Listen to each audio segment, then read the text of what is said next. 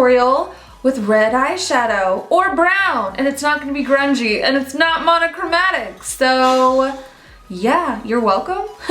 You guys have been giving me requests to do something a little bit different for a while, and I actually filmed this like a few weeks ago and the footage was messed up. I don't know, like I'm cursed, it just keeps happening.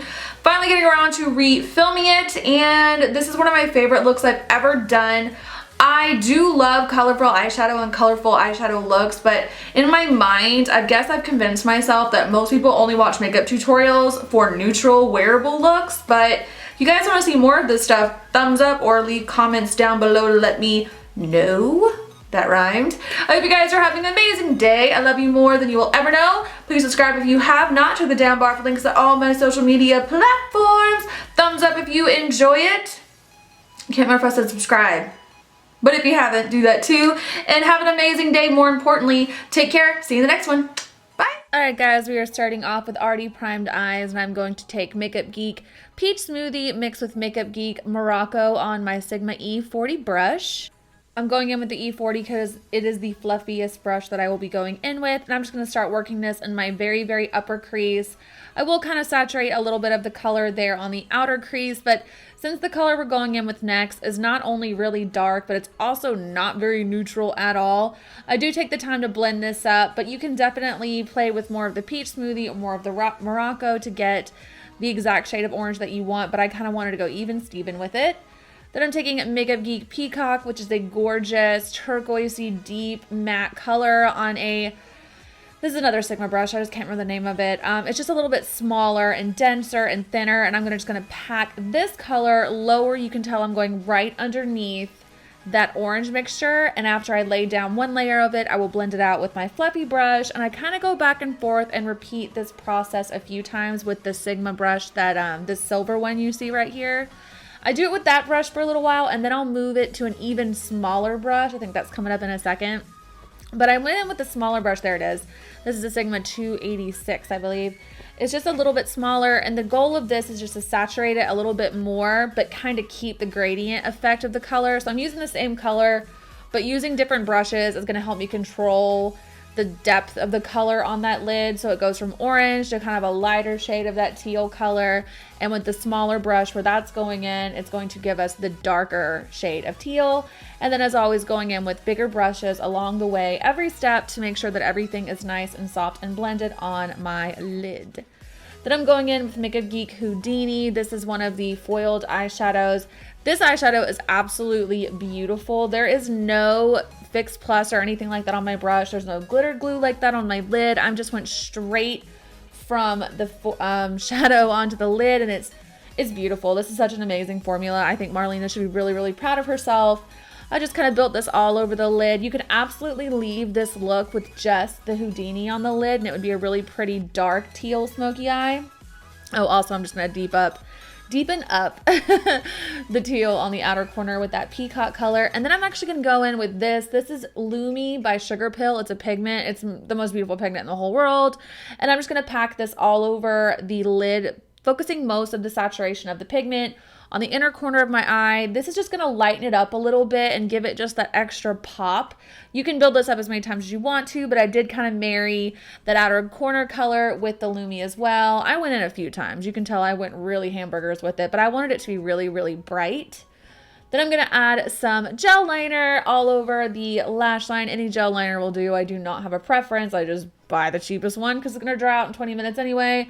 And I'm just applying a line of liner just to give my lashes, the band of the lashes I'm going in with, to have something to blend into. But you can add a wing if you want to. I just didn't want to.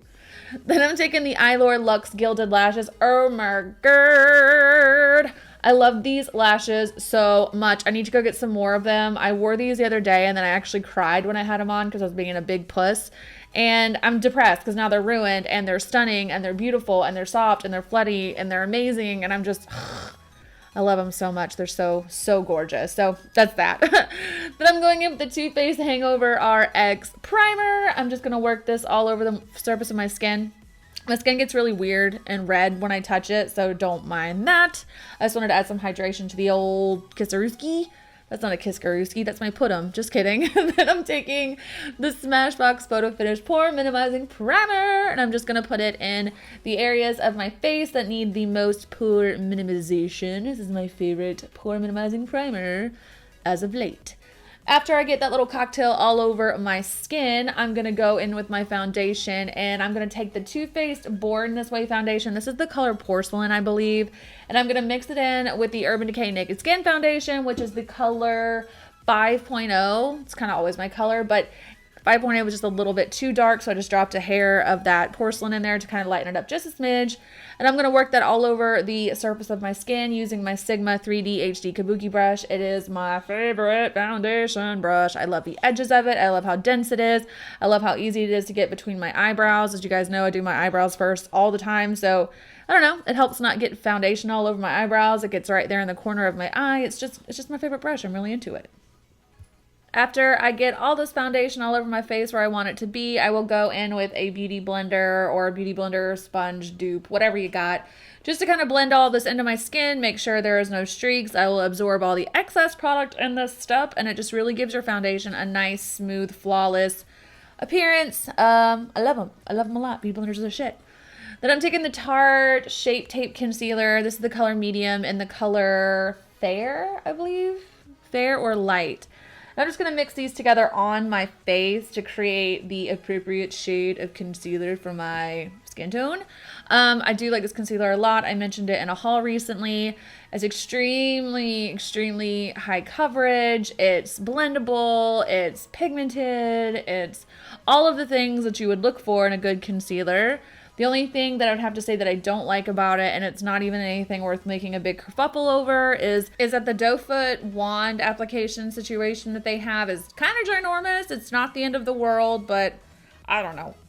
Maybe you care about something like that. I don't. I just thought. Anyway, so I'm just blending that out with my beauty blender. As always, I'm going to highlight / conceal underneath my eyes, bridge of my nose, cupid's bow, and forehead. I will lay that down with the actual applicator that comes with the concealer itself. Except for my nose, I'm going to have to go in with a thinner brush in order to do that and straighten it up. But I'm just going to blend it out with beauty blenders as I go. And you guys know the deal by now, I think.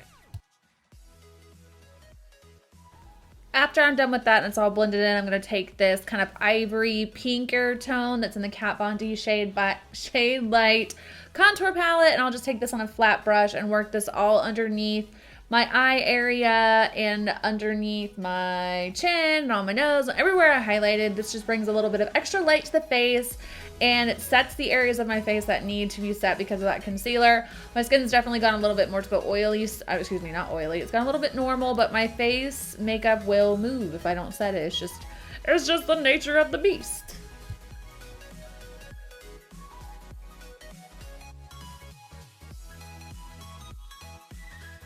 Then I'm going to add a little bit of the Laura Mercier Loose Translucent Powder on that damp beauty blender that I was using before. And I'm just going to use this to lay down a little bit of cooking powder on the very, very inner part of my cheek, like right underneath my eye. And then I'll dab a little bit on the sides of my nose, which will act as my reverse contouring situation. That's going to help in my nose contouring I'm going to do later, which I don't think I do on camera this time. I can't really recall. Then I add a little bit on my chin and a little bit on my forehead, just to kind of bring a smidge more light and set it a little bit better. Then I'm going to go in with the Hoola bronzer from Benefit on this brush that I received from Vanity Planet. It's in their vegan brush line to bronze up the outer part of my face. Hoola is just an oldie but a goodie. I don't use it nearly as much as I should on camera because it's a really, really nice bronzer. But yeah, I'm just going to use it to bronze and warm up the jawline, my chin, my forehead, the sides of my face, my temple, all that good stuff, just to kind of bring a little bit extra warmth and dimension. Also helps to make sure you won't have to go in and do too much by way of contouring.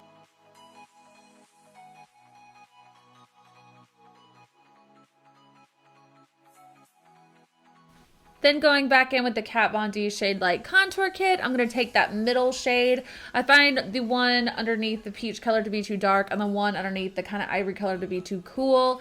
I'll just apply this with a Sigma brush. I can't remember the number of it. I'll leave it down below. I'm just going to use it to kind of carve out the outer parts of my cheeks, really kind of doing like the more detail-oriented contour work, if you will, with this brush, temples, forehead, jawline, and then I'll take this really cool fluffy brush I got from Royal and Langnickel to blend out and soften it up and make sure it's really nicely blended into my bronzer. And then I'm going to take a little bit of that cooking powder that I applied earlier and just put it right underneath my contour to make sure that it stays nice and lifted and to set that part of my face as well. I'm also going to take a little bit of that on a beauty blender to clean it up and make sure that I don't have it drag down too far, but I want to make sure that it's a little bit more blended than just like this harsh, you know, line. But I'm just putting a little brow bone highlight up there. I think I use like Shroom or something like that from MAC. I love a brow bone highlight. I never skip it. Then I'm going to start smoking out the lash line. I'm going to start adding the Morocco Peach Smoothie mixture first with a big brush, inner corner, outer corner. The smoky under lash line situation with this look is an ordeal. So take your time with it. You are working with a cool tone, dark color. So work in small amounts and make sure you blend every step of the way. After I laid down enough of that Morocco Peach Smoothie mixture, I started going in with the Peacock color and a small smudge brush from Sigma, and I'll blend it out. I go back and forth and do this a few times. I didn't want to go in and put too much of that dark color underneath my eye right away. I did it in very small amounts and small sections. And once I got it kind of under control and kind of where I thought it looked good, that's when I started adding the black eyeliner and the black shadow. I think that, like I said, it's best to kind of take your time. It's always easy to add. It's not so easy to take away. So I'm going to start off by adding this Makeup Forever liner in the waterline and smoking it out with a liner brush. And I go in with a little bit, sorry, my dog's really completely losing their mind behind me. I'll go in with the black shadow to smudge it out. I really just kind of build and add and build and add and blend and build and add and blend. When you're working with a smoky lash line that once again is not neutral, take your time. Then I added a really pretty teal liner. This is from Urban Decay. I'll leave the name of it down below. Just in the inner corner, and I kind of added a little bit of the Houdini, and then I'm going to cover it up with a little bit of a glitter glue from Too Faced, and then I'm going to add the Lumi Pigment on top of that. You don't see in the video that I actually went in with more of that Peacock color to blend into that Lumi, so it's not quite so harsh. And like, I think it took over too much at first, so I kind of had to blend it out to make it a little bit softer so that Lumi color didn't come all the way around my lower inner tear duct area, but do what you want. And then I will add some mascara to the lower lashes to balance out the extremely long, and if I do say so, awesome top lashes I'm wearing. I don't ever skip that step, but that's up to you. Dusting away the cooking powder, and I completely missed the part by my mouth, but don't worry, I'll come back and get it later. I'm going to go in with the NYX Strobe of Genius highlighting palette. I kind of mixed all three of the bottom shades together to get the perfect highlighting shade for me, and I'm taking this really cool brush from Sigma to highlight the tops of my cheekbones. I love this highlighter powder. I told you guys. I actually go in and kind of zhuzh it up even more with the highlighter because I love the formula so much. Then I go in with blush. This is Seduce from Tarte, which is my new favorite blush ever. You guys are going to see quite a bit of it in the future. I can go ahead and tell you that right meow. After I get that blush all over my cheeks, I'm going to go ahead and set the remainder of my face using my new setting spray, which is the Urban Decay All Night. No, this is not All Nighter. See, that's such a habit of me to say. This is the Chill Makeup Setting Spray from All Nighter. I'll take that and put it all over my skin just to kind of set it and kind of work all those powders into each other. I don't know, setting sprays are just thebomb.com. If you've never tried one, I highly recommend it, and I do like Urban Decay's line of them. Then I'm going to take Strip Down from MAC. Once again, let me know if you have a dupe for this one because it's an oldie but a goodie. Trying to go away from MAC. I know I've said it before. I'm just going to line my lips with this color to give me a neutral base to start off my nude but not too nude lip. Then I'm going to go in with Dose of Colors Truffle Lipstick. It's my favorite nude liquid lipstick on the entire planet, I tell you what. I'm just going to put that all over the mouth. You can't tell because my mirror's in the way. I like this nude color because it's got enough of a brown tone or enough of a pink tone to be super, super flattering with pretty much any look I pair it with. But it was a little bit darker than I wanted it to be, so I took a little bit of Myth from MAC, which is just a super, super like concealer nude lip color. Once again, leave your dupes down below. I just wanted to lighten it up and make it a little bit softer for this look. But I hope you guys enjoyed it. I'll see you in the next one. Bye!